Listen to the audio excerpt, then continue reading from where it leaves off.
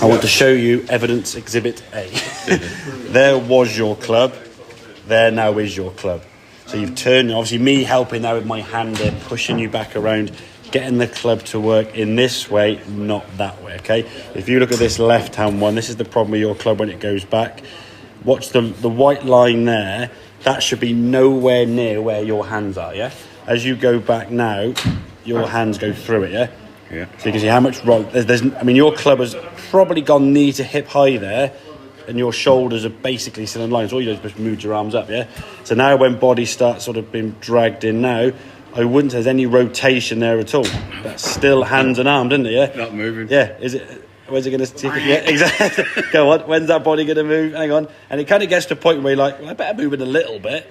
And then it kind of gets dragged around. But there's still, that is all dominated by that lifting of the arms. And then when you get to here now of course, you go, oh, crikey, I'm really high with my arms. I better get that right shoulder down. You then start coming over the top. So the practice you're going to do now, and again, you can do this yourself. Obviously, me putting my hand on there now, you can see your shoulders now are aiming at. That's going to encourage that club swinging that way more, okay? So you're making this swing. So see, the club goes back now. You've turned more there, and the club's halfway back or less than. More rotation than the full swing on the left-hand side. Yeah. Excuse me. Okay, so this is the practice movement now, and then that thing. Now, me putting my hands there just stop your left shoulder from rotating, but you can see the club now coming in the golf ball that way. Now, my hand helps, but it didn't have to be there. Sometimes it pushed you back a little bit further round here, me sort of just turning you back a bit more so the club was working in and around, but it got you working the body in a better way. So the club now, you can see, we've mentioned before, that club matching up with your right forearm. There you see, so that club when it gets down sort of in line with your forearm, boom. Yeah, perfect, okay? Club's now working into the golf ball that way. And this is all about a feeling, as I said. It's more of an exaggeration. My body's never been in that position. No, exactly. Not very often in it to golf. And again, this is the shot we had on here now. It was good. You do that over and over again.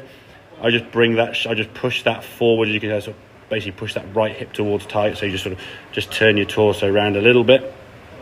And then watch now. So as we'd expect, the takeaway is going to be something, but you watch the white line again. I would say there, on that right-hand one, your hands are nearer that white line, aren't they? Yeah, in terms of how far. I mean, there's more gap between your hands there to that one than that one there, yeah? And we saw on the left-hand one, your hands went through that white line. You look at this takeaway, yeah? They're moving inwards a lot more, yeah? And look at the club now. When that club and your hands are level with your chest, look where the club is now. Up on an angle. Could it go a bit higher? Yeah, it could do. But compared to where it was, that's moved a massive amount, okay? So that club now is working the top of the backswing better. There's still that little bit of movement there, which is still to be expected, obviously.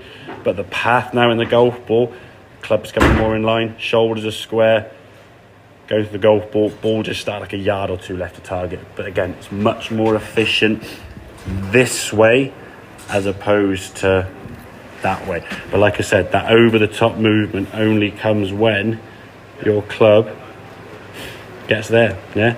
So we're not trying to fan the club this way, we're moving the club in and getting it up there. So the hands are going to work in, the body's going to work in. Really encourage turning and twisting your torso more. So a couple of those drills that we talked about, okay?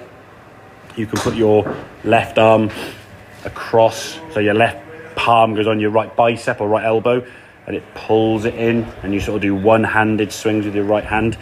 Put in that T-peg off that to the right there just to encourage this movement now. And again, we don't want your club swinging out to the right that much in reality. It's just a feeling you're trying to produce.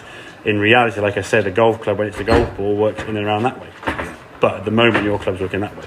So we're trying to push it out to the right more. Get that club working in, get the arms working in and up. So the club is hinging up, the elbow is softening. We're not just going to fan it and use the wrists that way. Okay? Does that make sense? Totally. Good. So you can go away now and you can see the practice on.